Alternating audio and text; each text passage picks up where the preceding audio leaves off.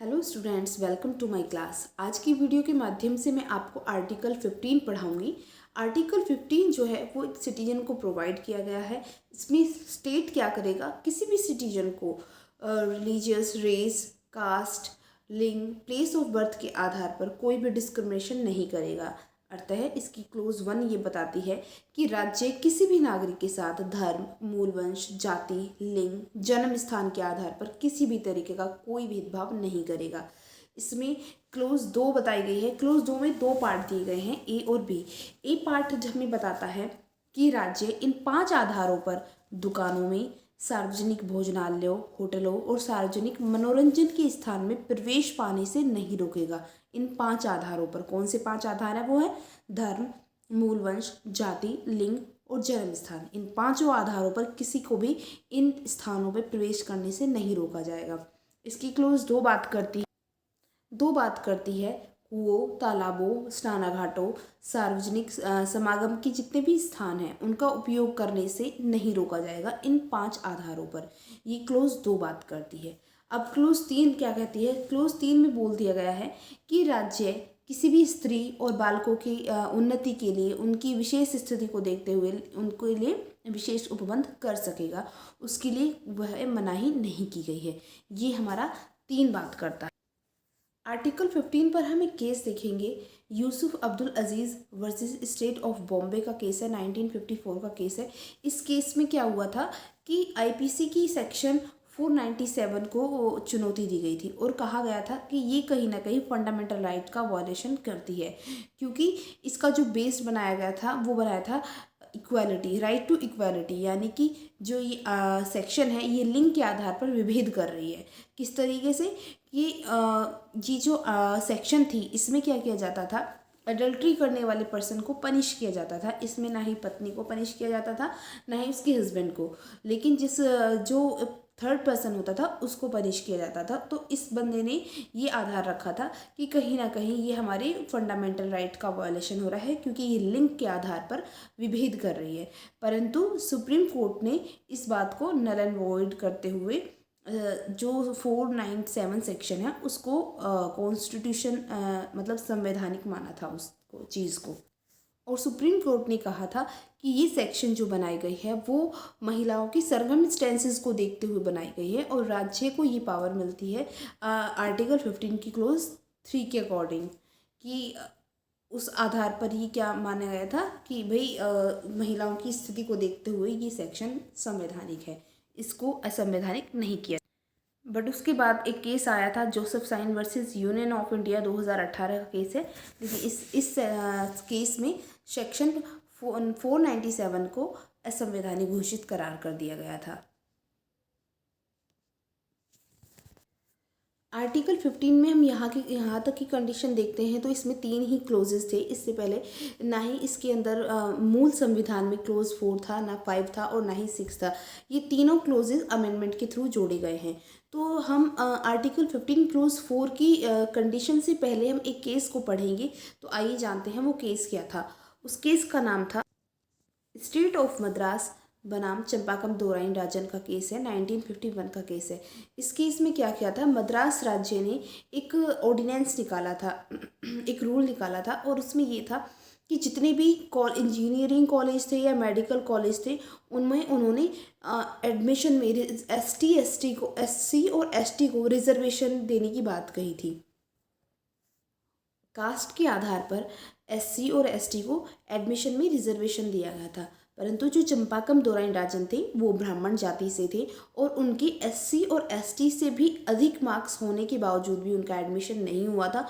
तो तब उन्होंने इस ऑर्डिनेंस को चुनौती दी थी और चुनौती देते हुए ये बोला गया था कि यह बोला था कि मेरे साथ कहीं ना कहीं मेरी फंडामेंटल राइट्स का वायलेशन हो रहा है, मेरे आर्टिकल 15 का वायलेशन हो रहा है, जो कास्ट और रिलीजियस के बेस्ड पे मेरे साथ विभेद हो रहा है। तब सुप्रीम कोर्ट ने इस मद्रास राज्य के ऑर्डिनेंस को असंवैधानिक घोषित करार कर दिया। परंतु जो मद्रास सरकार थी उसने अपना तर्क रखा था। उसने अपना तर्क ये रखा था, बोला था कि हाँ, हम मानते हैं कि हमारे ऑर्डिनेंस से कहीं ना कहीं फंडामेंटल राइट का वायलेशन हुआ है, परंतु हमारा जो ऑर्डिनेंस लाने का पर्पस था वो फंडामेंटल राइट्स को वायलेशन करना नहीं था। हमारी इंटेंशन ये नहीं थी कि हम फंडामेंटल राइट्स का वायलेशन करेंगे, बल्कि हम जो ये ऑर्डिनेंस लाए थे ये हम डीपीएसपी को ध्यान में रखते हुए लाए थे, क्योंकि डीपीएसपी जो है वो एक वेलफेयर सोसाइटी की बात करते हैं, वो लोक कल्याणकारी राज्य को बनाने की बात करते हैं और निर्देश देते हैं कि लोक कल्याणकारी राज्य को बनाने के लिए उस पर राज्य क्या कर सकता है, कोई भी नियम वगैरह ला सकता है, सामाजिक न्याय की बात करता है। और हम ये जो ऑर्डिनेंस लाए हैं वो कहीं ना कहीं उन लोगों के लिए जो एससी एसटी कहीं ना कहीं अभी भी बहुत दबे कुचले हैं, उनकी उन्नति के लिए, उनके उत्थान के लिए, उनके डेवलपमेंट के लिए हम ये ऑर्डिनेंस लेकर आए हैं। तो ये मद्रास सरकार ने अपना तर्क रखा था। तो जब ऐसी कंडीशन सामने आ चुकी थी तो सुप्रीम कोर्ट के सामने ये अराइज होके आया कि जब फंडामेंटल राइट्स और डीपीएसपी दोनों आपस में कॉन्ट्राडिक्ट करें, एक दूसरे के विरोधाभासी हो जाएं, तो तब क्या कौन सा प्रिवेल करेगा? तो ऐसे में फंडामेंटल राइट्स को ही प्रिवेल करेगा, वही डीपीएसपी पर अभिभावी होगा।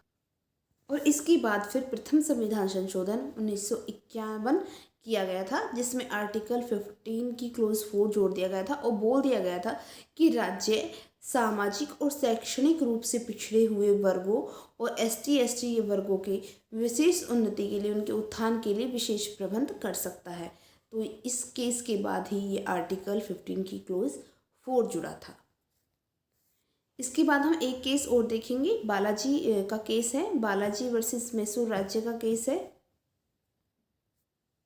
Balaji versus state of Mysore का केस है। इस केस में क्या हुआ था कि इसमें क्रीमी लेयर थ्योरी को सामने लेके आए थे। इसमें क्रीमी लेयर थ्योरी क्या थी, इसमें आरक्षण को क्या किया गया था, वर्ग में विभाजित कर दिया था। जो 28% रिजर्वेशन दिया गया था पिछड़े वर्ग को और 22% रिजर्वेशन दिया गया था अति पिछड़े वर्ग को और 18% जो दिया गया था वो एससी एसटी को दिया गया था। टोटल मिलाकर ही 60% हो गया था रिजर्वेशन। तब सुप्रीम कोर्ट ने इसी केस में क्रीमी लेयर थ्योरी को असंवैधानिक घोषित किया था और बोल दिया गया था जो आरक्षण होगा वो 50% से अधिक नहीं होना चाहिए। इसके बाद फिर इंदिरा साहनी का केस आया था, Indira Sahni versus Union of India का केस था। इसको मंडल आयोग के नाम से भी ये विख्यात है। इस केस में बालाजी वाले जजमेंट को ओवररूल किया सुप्रीम कोर्ट ने और क्रीमी लेयर थ्योरी को संवैधानिक बताया और बोल दिया गया था कि जो 50% आरक्षण बताया गया था बालाजी वाले में, उसी को फॉलो किया जाना चाहिए। इस पर हम 2 केसेस को और पढ़ेंगे, तो आइए जानते हैं। मैं 2 केसेस के नाम बताती हूँ। Doctor Neelima versus dean post graduate studies agriculture university Andhra Pradesh का केस है। ये एसटी के ऊपर था। और सेकंड केस था वनसंबा पाल वर्सेस कोचिन यूनिवर्सिटी, इसमें पिछड़े वर्ग के बारे में बात करता है। तो आइए मैं बताती हूँ इन दोनों केसेस में क्या कहा गया था। बोला गया था कि यदि कोई लड़की जनरल कास्ट की है, अगर वो पिछड़े वर्ग से या एससी एसटी वर्ग से संबंधित किसी लड़की से शादी कर लेती है, तो वो 15th 4 का और 16th 4 का लाभार्थी नहीं होगी, वह इन दोनों आर्टिकल का लाभ नहीं उठा पाएगी। ये इन दोनों केस के अंदर बताया गया। अब हम बात करेंगे आर्टिकल 15 क्लोज 5 के बारे में। जो आर्टिकल 15 क्लोज 5 है वो 93वां संविधान संशोधन 2005 हुआ था, उसके द्वारा इसको जोड़ा गया था। लेकिन ये संशोधन जो हुआ था ये 3 जजमेंट को परिवर्तित करने के लिए लाया गया था। तो वो 3 जजमेंट जो थे, 3 केस जो थे, वो मैं आपको बताती हूँ। उन 3 केस का नाम, सबसे पहला केस है TM pi foundation versus state of Karnataka का केस है, 2003 का केस है। सेकंड केस है हमारा Islamic academy versus state of Karnataka, 2005 का केस है, ये 2003 का केस है। और नेक्स्ट केस था P A Inamdar versus state of Maharashtra. तो जो टीएम पाई फाउंडेशन है और पीए इनामदार का केस है, इस दोनों ही केसेस में बोल दिया गया था कि प्राइवेट शिक्षण संस्थान में, राज्य प्राइवेट शिक्षण संस्थानों में प्रवेश में आरक्षण की नहीं देगा। ये इन दोनों में बात कही गई थी। फिर नेक्स्ट केस जो था हमारा इस्लामिकवाद जो था, इस्लामिक स्टेट वाला जो केस था, उसमें बोल दिया गया था कि राज्य शिक्षण संस्थानों में प्रवेश में सीटों पर आरक्षण कर सकती है, परंतु फीस को निश्चित नहीं करेगी। ये इन तीनों के इसमें डिसाइड किया था। उसके बाद फिर 93वां संविधान संशोधन हुआ था 2005 और 15 की क्लोज 5 जोड़ी गई थी। उसमें बात कही गई है कि जो चाहे वो प्राइवेट हो या राज्य द्वारा पोषित हो या नहीं हो, किसी भी शिक्षण संस्थानों में प्रवेश पाने हेतु कोई भी विशेष उपबंध किया जा सकता है SC ST और पिछड़े वर्ग से रिगार्डिंग। ये हमारा 15 क्लोज 5 बात करता है। अब आता है 15 क्लोज 6 यानी कि 6।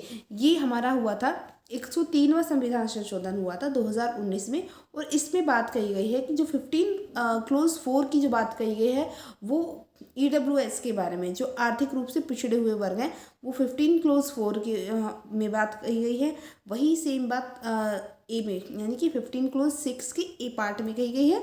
और जो हमारी 15 क्लोज 5 की बात है वो EWS के लिए 15 क्लोज 6 के बी पार्ट में बात कही गई है, यानी कि बी में उच्च शिक्षण संस्थानों प्रवेश के लिए बोला गया है आर्थिक रूप से पिछड़े हुए वर्ग के लिए। और ए में बात करता है 15 क्लोज 6 के ए में जो बात करता है वो आर्थिक रूप से पिछड़े हुए वर्ग के लिए विशेष उपबंध की बात करता है।